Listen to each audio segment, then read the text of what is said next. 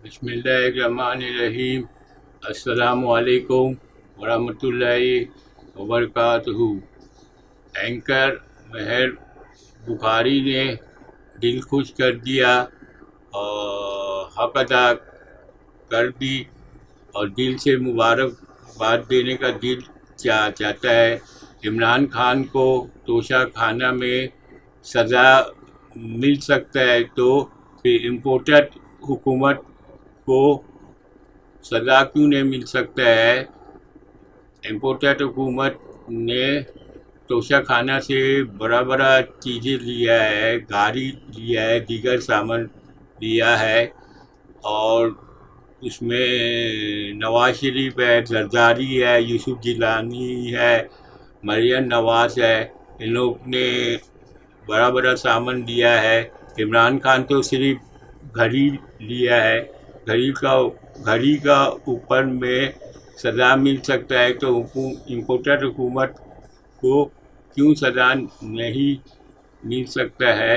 महर बुखारी ने इनका बारे में बता रही है, आप लोग भी सुनिए। सहाफी राना अबरार की जानिब से मालूमात तक रसाई के कानून के तहत इंफॉर्मेशन कमीशन को लिखे गए खत से शुरू होने वाली कहानी।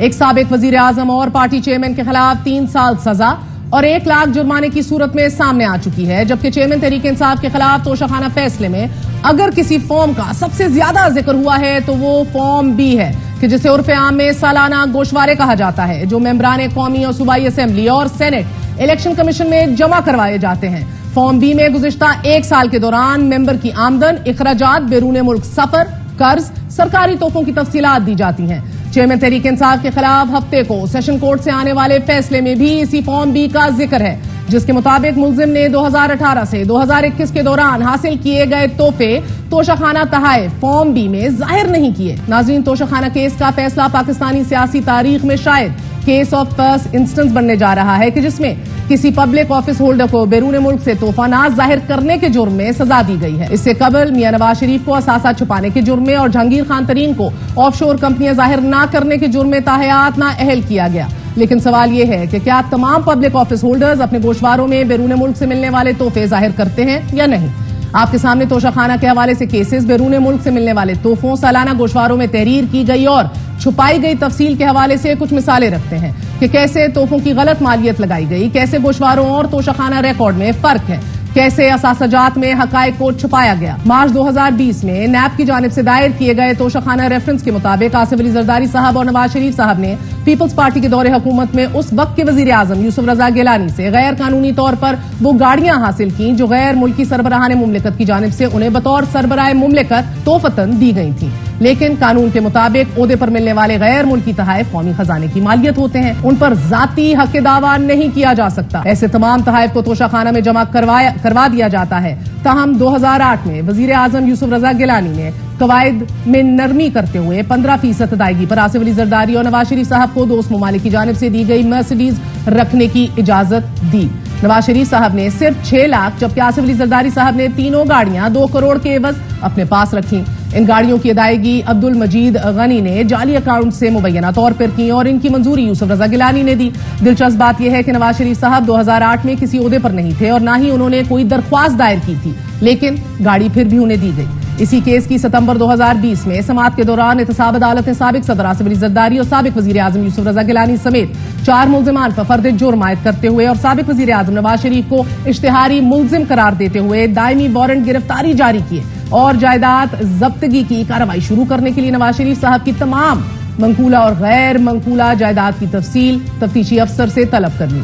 जायदाद जब्त हुई, ना ही असासजात पर हाथ डाला गया। हालांकि यूसुफ रजा गिलानी, आसिफ अली जरदारी पर फर्द जुर्म आयद कर दी गई थी। मियां नवाज शरीफ साहब इश्तिहारी करार पा चुके थे, लेकिन चूंकि चेयरमैन पीटीआई की हुकूमत का खात्मा हो चुका था तो सबसे पहला काम जो किया गया वो नैब कानून में तरमीम, और ये तरमीम 4 अगस्त 2022 को पहले कौमी असेंबली और फिर सेनेट से मंजूर करवा ली गई। फिर इसी कानून के तहत नैब अदालत ने 4 माह बाद आसिफ अली जरदारी, यूसुफ रजा गिलानी और मियां नवाज शरीफ के खिलाफ तोशाखाना रेफरेंस नाकाबिले समाअत करार देते हुए वापस नैब हेडक्वार्टर भेज दिया। जहन में रखिए कि नए कानून के मुताबिक इन तीनों मुल्जिमान ने रिलीफ मांगा था जो उन्हें दे दिया गया। लेकिन यहाँ सवाल ये है कि क्या साबिक वजीर आजम मियां नवाज शरीफ और साबिक सदर आसिफ अली जरदारी ने अपने गोशवारों में इन तहाइफ का दुरुस्त अंदाज में जिक्र किया या नहीं, اور جو پیمانے جج ہمایوں دلاور نے مقرر کیے ہیں ان پر یہ دونوں پورا اترتے ہیں یا نہیں. گیزٹ آف پاکستان میں 12 مارچ 2019 کو چھپنے والے آصف علی زرداری صاحب کے statement of assets and liabilities کی تفصیل کے مطابق 2 BMW اور 1 لیکسس گاڑی گوشواروں میں ظاہر کی گئی. 2004 کی BMW 760L CC 7500 کی مالیت 1,97,37,493 درج کی گئی ہے، جبکہ وفاقی حکومت کی جانب سے 13 مارچ 2023 کو جاری کیے گئے ریکارڈ کے مطابق اسی گاڑی کی قیمت 2,73,39,370 روپے درج کی گئی ہے، جبکہ گاڑی 40,99,000 کے عوض اپنے پاس رکھ لی گئی. یعنی توشخانہ ریکارڈ اور اثاثہ جات میں ظاہر کی گئی قیمتوں میں تضاد ہے. اسی طرح آصف علی زرداری صاحب کے خلاف دوسری BMW کا model number BMW 760L CC 7600 اور میں 2008 کا ہے. اس گاڑی کی قیمت توشخانہ ریکارڈ کے مطابق 5,78,28,705 ہے، جبکہ گاڑی 1,61,72,806 روپے کے عوض وصول کی گئی، جبکہ 2019 کے statement of assets and liabilities کے مطابق مالیت 2,95,87,978 روپے درج کی گئی ہے. اس کی دوسری گاڑی بھی جو ویلیو ہے جو کہ توشخانہ ریکارڈ اور گوشواروں میں ظاہر کی گئی ہے، دونوں میں فرق ہے. سابق صدر آصف علی زرداری نے اپنے گوشواروں میں 2008 ماڈل کی Toyota Lexus jeep black CC 4700 کو ظاہر کیا. یہ وہی لیکسس گاڑی ہے کہ جس کی خرید کے حوالے سے ان پر توشخانہ ریفرنس ٹو بگن ود بنایا گیا تھا. ناظرین، اس گاڑی کی گوشواروں میں قیمت 81,12,295 درج کی گئی ہے، جبکہ سرکاری توشخانہ ریکارڈ کے مطابق گاڑی کی ویلیو 5 کروڑ ظاہر کی گئی ہے. توشخانہ ریفرنس میں دوسرا نام سابق وزیر اعظم میاں محمد نواز شریف صاحب کا ہے. نواز شریف صاحب کی جانب سے 2017 میں جمع کروائی گئی statements of assets and liabilities دستاویز کے مطابق مرسیڈیز بینز ماڈل 1991 IDH 78 6,56,799 روپے کے عوض حاصل کی گئی، جس کی ویلیو اثاثہ جات کے مطابق 27 لاکھ درج کی گئی ہے، جبکہ سرکاری توشخانہ ریکارڈ کے مطابق گاڑی 6,36,888 روپے کے عوض وصول کی گئی. اسی طرح کی گاڑی کی ویلیو 42,55,919 روپے درج ہے. بظاہر دو جرائم کا ارتکاب ہو رہا ہے یہاں. پہلا، توشخانہ میں جمع کروائی گئی رقم اور اثاثہ جات میں درج کروائی گئی رقم تضاد ہے، فرق ہے.